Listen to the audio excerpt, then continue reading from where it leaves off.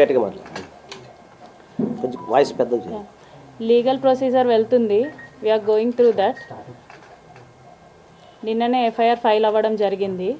FIR copy మేము తీసుకుంటున్నాం, ఆ ప్రొసీజర్లో ఉన్నామన్నమాట. సో ఎన్హెచ్ఆర్సీ వాళ్ళ నుంచి కూడా ఒక పాజిటివ్ రివ్యూ అయితే వచ్చింది, దాన్ని కూడా ఫాలో అప్ చేస్తున్నాం. ఉమెన్ కమిషన్కి కూడా విజయవాడకి వెళ్తున్నాం వితిన్ 2 daysలో. సో దీని మీద ఏమైనా క్వశ్చన్స్ ఉంటే యూ కెన్ ఆస్క్. ఇంకా చెప్పండి. కాలంలో వచ్చిన క్వశ్చన్స్ అన్ని మీరు ఏం సమాధానం? 25 కోట్లు ప్రెగ్నెన్సీ అండ్ ఇంకొకటి 25 కోట్లు అనేది నేను అడగలేదండి. Let's be clear with this. 25 కోట్లు అనేది నేను అడగలేదు. ఆ వాయిస్ నాది కాదు, ఆ 29 seconds వాయిస్ నేను మాట్లాడలేదు. సో ఆ డివైస్ ఎవరితో మాట్లాడాను, ఏమని మాట్లాడాను అని ఫస్ట్ లాస్ట్ కాన్వర్జేషన్ మాకు ఇస్తే మేము దాన్ని డివైస్ చెక్ చేయిస్తాము. నేనైతే ఆ మాటలు మాట్లాడలేదు. అండ్ ఇంకొకటి 5 times అబోర్షన్ అనేది అది మెడికల్ చెక్ జరుగుతుంది. ఎలాగో ఎఫ్ఐఆర్ ఫైల్ అయింది కాబట్టి నన్ను కూడా ఎంక్వైరీకి పిలుస్తారు. సో అది మెడికల్ చెక్ జరిగిన తర్వాత డాక్టర్సే కంక్లూడ్ చేస్తారు. యూపీఎస్సీ ఉంది కదా, యూపీఎస్సీది అది నాది కాదండి. నేను యూపీఎస్సీకి ప్రిపేర్ అవ్వడం నిజమే కానీ ఆ యూపీఎస్సీది నాది కాదు. జస్ట్ ఒక ఫోటో పెట్టేసి ఇది నేను పంపించాను అంటే కుదరదు. దాన్ని స్క్రీన్ షాట్స్ తీసి కనీసం ఎప్పుడు పంపించాను ఏంటి అనేదైనా సరే అది ప్రొడ్యూస్ చేస్తే దాన్ని కూడా డివైస్ చెక్ చేసేసి కంక్లూడ్ చేయడం జరుగుతుంది.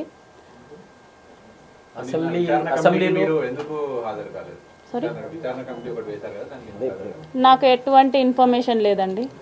విచారణ కమిటీకి రమ్మని చెప్పి జనసేన పార్టీదా? జనసేన పార్టీ రేపు కాదండి. ఇప్పుడు అసెంబ్లీ నుంచి కాల్ చేశాడు, వీడియో కాల్ అనేది ఒక వీడియో వైరల్ అవుతుంది. ఆ ఎపిసోడ్ గురించి ఏం చెప్తారు, ఏం జరిగింది? అప్పుడు తను అసెంబ్లీకి వెళ్ళిన ప్రతిసారి నాకు వీడియో కాల్ చేసేవాడు. ఒక్క వీడియో కాదు రిలీజ్ అయింది, 3 videos రిలీజ్ అయ్యాయి. సో దాంట్లో మీకు అందరికీ ఒరిజినల్స్ ఉంటాయి కాబట్టి నా డ్రెస్సెస్ కూడా చేంజ్ ఉంటాయి దాంట్లో. సో ప్రతిరోజు చేసేవాడు అసెంబ్లీ నుంచి, వాళ్ళని చూపించడానికి వీళ్ళని చూపించడానికి, లంచ్ది ఇట్లా ఉంటుంది అది ఇది అనేసి.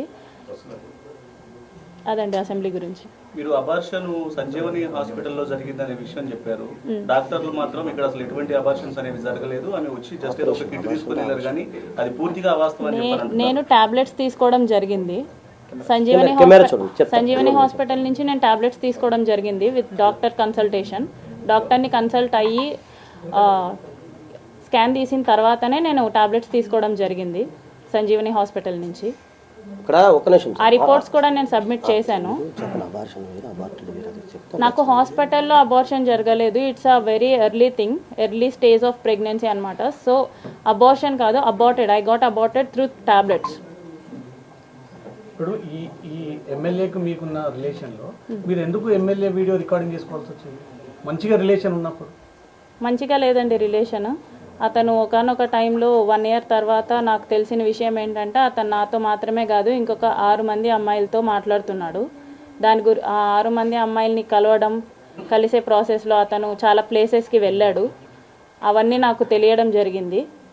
అప్పుడే చెప్పాను ఎమ్మెల్యే గారికి, ఇది ఇలాగే వదిలేద్దామండి, మీరు కామ్ అయిపోండి, నేను కామ్ అయిపోతాను, ఇట్స్ నైట్ మేర్ లాగా వదిలేద్దాం అనేసి నేను చెప్పాను. కానీ అతను ఒప్పుకోలేదు.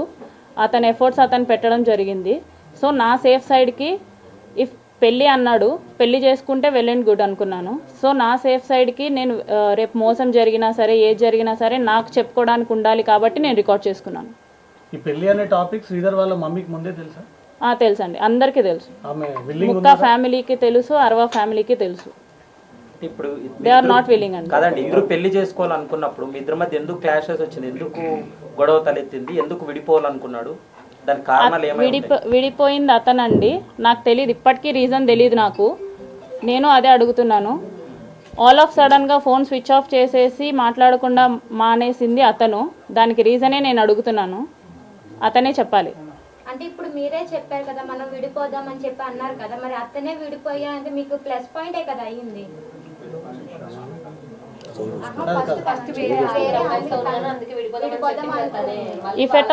If at all he don't have the intention of marrying me, నా ఫ్యామిలీని టచ్ చేయాల్సిన అవసరం లేదు.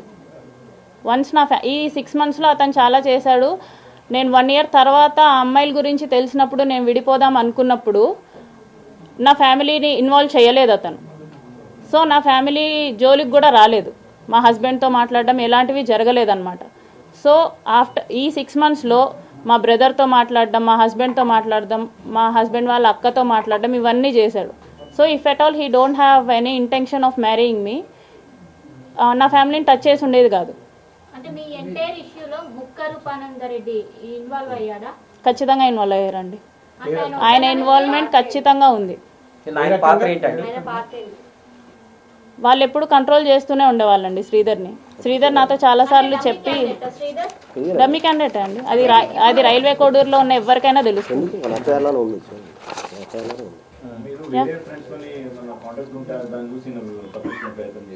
సారీ, అంటే మీరు వేరే వాళ్ళతో కాంటాక్ట్ ఉంటే చూసి తప్పించుకునే ప్రయత్నం చేశాను. వేరే వాళ్ళతో వేరే కాంటాక్ట్ వాళ్ళతో అంటే అంటే వేరే అదర్ ఆయన వేరే వాళ్ళతో అన్నారు కదా, అట్లా మీరే ఎవరితో ఉంటే అదే అని ప్రయత్నం నేను ఎవరితో కాంటాక్ట్ అదర్ పర్సన్స్తో మీరు కాంటాక్ట్ ఉన్నారా లేరా? నో, నేను ఎవరితో కాంటాక్ట్లో లేను. అది నా ఫోన్ తీసుకున్నప్పుడు అందరికీ అర్థమవుతుంది. ఇప్పటి వరకు రిలీజ్ అయిన వీడియోలో మీరు స్టార్టింగ్ నుంచి నన్ను బలవంతం చేశాడు, ఇబ్బంది పెట్టాడు, నన్ను ప్రతిసారి టార్చర్ చేసేవాడు. కానీ ఆ వీడియోలో ఎక్కడ కూడా మీరు భయపడ్డట్టు బెదిరించినట్టు లేదు, చాలా హ్యాపీగా సంతోషంగా ఒక లవ్ రిలేషన్ నడిచింది మీ ఇద్దరి మధ్య. నేను ఈ 1 yearలో జరిగింది నేను మీకు చూపించలేను, ఎందుకంటే నేను ఈ 1 year నేను అసలు రికార్డ్ అనేది చేయలేదు అతని గురించి ఎప్పుడైతే వేరే అమ్మాయిల విషయంలో బయటపడిందో అప్పటి నుంచే నేను రికార్డ్ చేసుకోవడం జరిగింది. అప్పటి నుంచే తను నా మీద ఎఫర్ట్స్ పెట్టడం జరిగింది. నేను విడిపోదామన్నా కూడా మీరు ఆ విషయం అతను కూడా తెలిసి అన్నారు కదా, ఏది మీరు రికార్డ్ చేసిన విషయం.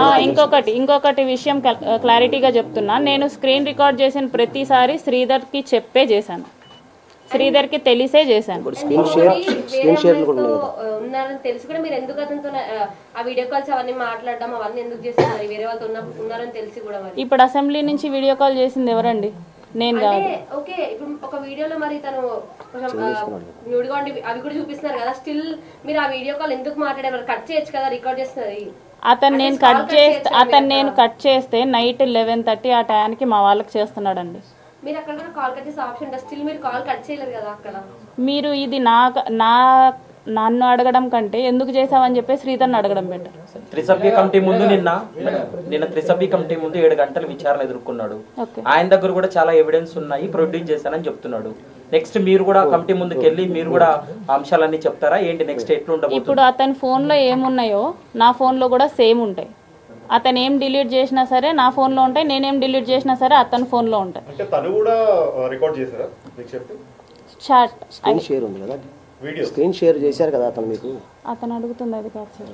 స్క్రీన్ రికార్డింగ్ మీరు చేశారు, ఆయన కూడా చేశారు. ఆయన దగ్గర కూడా చాలా ఉన్నాయి. నేను ఇలా చేశాను అని చెప్పేసి నాకు పంపించడం జరిగింది. అంటే ఇద్దరు ప్రీ ప్లాన్ గానే ఉన్నారు. ఎవరికి ఏది మోసం జరిగింది అదే అడుగుతున్నాను.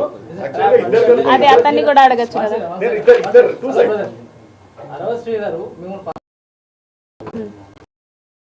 మీరు ఒక ఎడ్యుకేటెడ్ ఒక గవర్నమెంట్ ఎంప్లాయీ వెంటనే చేయొచ్చు, ఆ తర్వాత చాలా సంఘటనలు జరిగాయి, ఎప్పుడైనా చేయలేదు.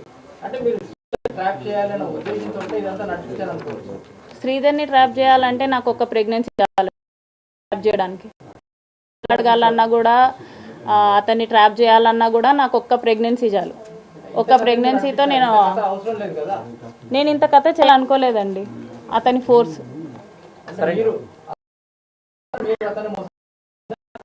మోసం అని నేను ఎక్కడ చెప్పలేదు. మాట్లాడడం మానేసింది అతనండి. నేను మోసం చేయాలనుకుంటే నేను మాట్లాడడం మానేసేదాన్ని. ఏం